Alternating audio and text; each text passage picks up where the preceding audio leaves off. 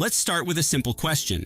Have you ever thought about how the things you buy, your clothes, your gadgets, even your groceries, make their way to you? Most of these goods travel across the seas, and while that sounds straightforward, there's much more to it than meets the eye. Shipping isn't just about moving products. It's also about power. The country that controls the ports and the trade routes holds incredible influence, and no one understands this better than China. Over the past decade, China has been building something massive, a global network of ports. These investments are part of its Belt and Road Initiative, or BRI, which might be the most ambitious infrastructure project the world has ever seen. On the surface, it's about improving trade, but beneath that, it's also about expanding China's influence on a global scale. This isn't just a story about building docks or highways. It's about the connection between economics, politics, and power. So, how does this all work? How is China reshaping trade, and in the process, the balance of global power? Let's break it down. To understand what's happening today, let's take a closer look at a small coastal town in Cameroon called Kribi. About 20 years ago, Kribi's coastline was just a stretch of sand and sea, known for fishing and its quiet beaches. But that changed in 2011 when China stepped in. A Chinese state-owned construction company partnered with the Cameroonian government to build a deep-water port. By 2018, with over $1 billion invested, the port was up and running. This port wasn't just about making Kribi a better place to do business locally. The vision was much bigger. China pitched Kribi as a hub that could connect Central and West Africa to the world. Along with the port, they built highways to link it to the rest of the country, creating a pipeline for goods to flow in and out. Kribi is only a small part of a much bigger picture. China now has a stake in 160 ports around the world, 53 of which are in Africa. You didn't pick these at chance. Africa has a lot of natural resources, and many of its countries have been abused by Western countries in the past. China's no-strings-attached policy, which means they give loans and build infrastructure without getting involved in their own politics, can be very appealing to these countries. But there's a catch. These deals bind these countries to China even though they claim to be good for both sides. Some people worry that this makes people dependent. China could use a country's inability to repay its debts as an excuse to take over its government or economy. To sum up, is this a situation where everyone wins or a plan that only benefits one side? China's global port investments are part of its Belt and Road Initiative, which launched in 2013.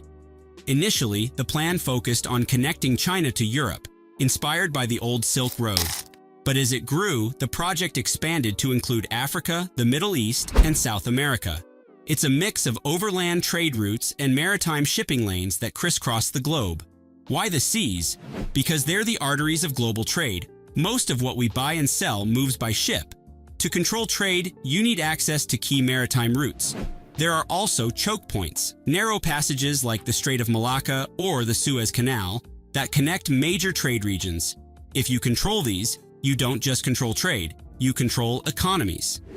China's network of ports is strategically placed along these routes. They aren't just building infrastructure, they're setting the stage for long-term influence. China's ports aren't just for moving goods, they're also for changing the balance of power. Let us talk about Djibouti as an example. The Bab el-Mandeb Strait, one of the most important maritime chokepoints, is located in this little nation in the Horn of Africa. China has its first overseas naval facility in Djibouti, which is adjacent to its commercial port. This dual-purpose configuration is important. A port designed for commerce can also be used for military purposes. It's a practical method of asserting authority without coming across as confrontational.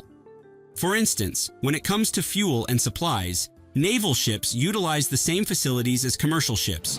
The United States and other critics have expressed worries that China's ports may restrict access for other countries or possibly act as espionage hotspots.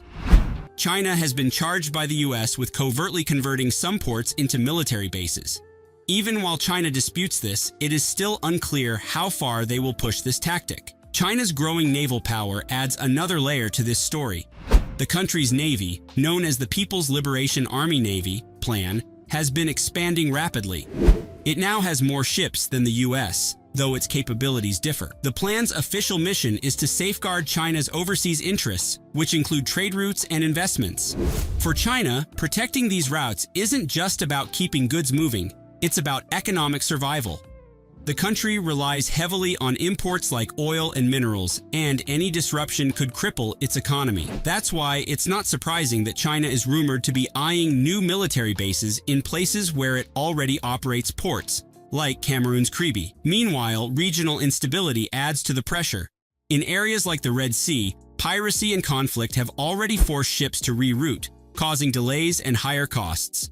These challenges make it even more critical for China to secure its maritime network. As China's port network expands, so do the geopolitical tensions. In Latin America, for example, the US is closely watching China's involvement in the Chanquete port in Peru. This project promises to slash shipping times between South America and Asia, but it also raises questions about China's growing influence in the region. Beyond trade, China's ability to use these ports for military purposes, whether officially or unofficially, has some countries on edge.